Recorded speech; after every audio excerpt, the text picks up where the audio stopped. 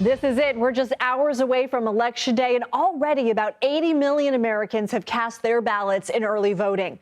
Vice President Harris is focusing today's efforts in the critical battleground state of Pennsylvania. Those 19 electoral votes will likely be essential to either candidate's path to victory. Yesterday, she tried to reassure people that their vote matters while calling out her opponent's rhetoric. I would ask, in particular, people who have not yet voted, to not fall for his tactic, which I think includes suggesting to people that if they vote, their vote won't matter.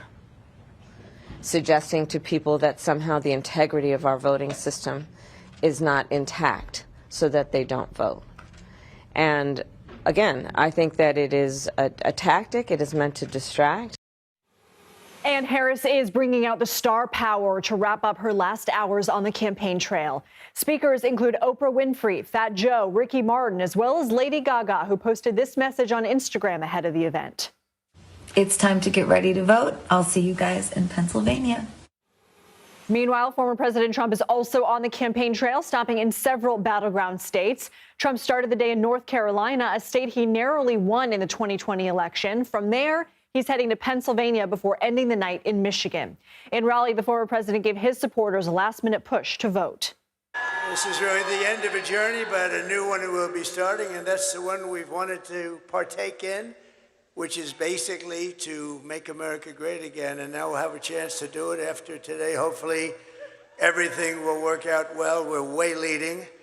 All we have to do is close it out. We have to close it out. The latest CBS News Battleground Tracker polling shows the race is nearly in a dead heat in all of the most sought-after battleground states. Let's bring in CBS News campaign reporter Aaron Navarro, who's in Allentown, Pennsylvania, following the Harris campaign. Aaron, the vice president is focusing her entire last day on the trail in Pennsylvania. Why did her campaign make that choice? Lindsay, good to be with you. To be frank, it's hard to see a path to 270 electoral college votes for Vice President Harris without Pennsylvania. From talking to Democratic officials going into today, they are showing confidence that they can keep the blue wall, Michigan, Wisconsin, and Pennsylvania. But Pennsylvania has been the toughest state for her so far. In polling, including our polls, it's been tied for many weeks now. It's been tied between herself and former President Trump, as this is a huge, complex state. Another reason, though, is that they need huge election turnout in this state in particular. Pennsylvania, compared to other battleground states, tend to see their voters come out on Election Day itself, doing all the events here to remind people in Pittsburgh and Philly and everyone in between to come out to vote is part of the reason why she's spending so much time here today. What is the vice president's closing message? A theme of unity.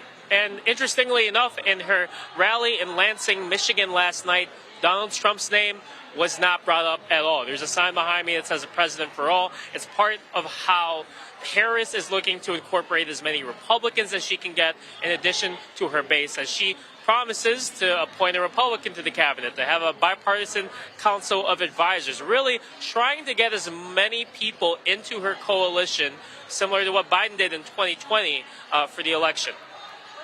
We've seen the Harris campaign bring out a bunch of stars in the final weeks of her campaign. What do you hear on the trail? Are they able to move the needle for undecideds?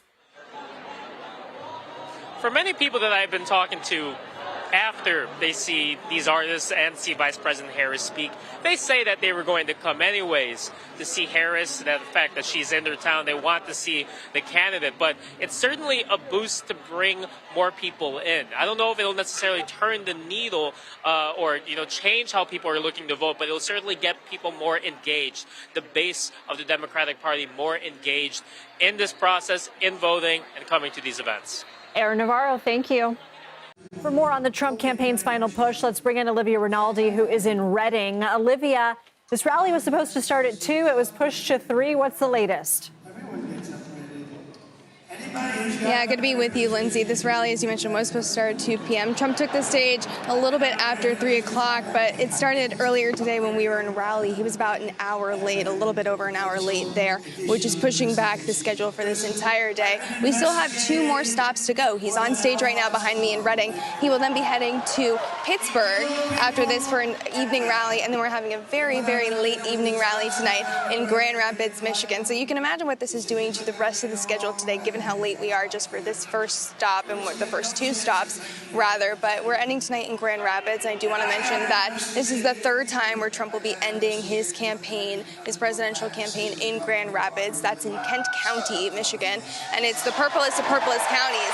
And it's really been an indicator for the last several presidential cycles. Whoever wins Kent County wins the whole thing. So Trump really wants to make it there by the end of the night to give his final pitch to those voters as they're waiting to see him.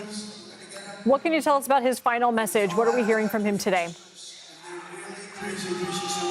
It's been a lot of standard fare with the former president, talking about his no tax on tips policy, no tax on Social Security, talking about immigration, although we've had a little bit of what he likes to call the weave during his rally in Raleigh, rather. He started talking about First Lady Melania Trump, saying that she does not quite like politics, talking about Elon Musk and what he's doing to the space industry, talking about NASA as well. So not always staying on message, which is typical for the former president, but they're calling it the weave, of him weaving out stories and bringing it all back to his policies for 2024, but mostly a standard fare for him there. We're here in Reading, and I do want to point out that this is a county where Trump actually improved from 2016 to 2020. He outpaced himself there, got bigger voter margins in those 4 years. So this is one of the places close to Philadelphia where he's really trying to churn out that vote, get these people excited. But I do want to note there are a lot of empty seats here in Reading, Pennsylvania. This is a late afternoon rally on a Monday afternoon, but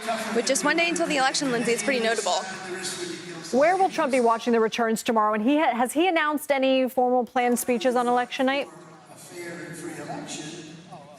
So we just heard from Jason Miller, he's senior advisor with the Trump campaign, but there's no plans currently for Trump to speak on election night. There have been discussions, perhaps that could happen, but as of right now, no plans for that. Trump will be at Mar-a-Lago, where he'll be watching the results come in. He's expected to vote at some point tomorrow. We'll be getting back to West Palm Beach pretty late after this long day of campaigning, so he will vote tomorrow, then watch the results come in at Mar-a-Lago, and then we could potentially see him tomorrow night, depending on what the results say and what we're learning late in the evening. Lindsay? Olivia Rinaldi, thank you.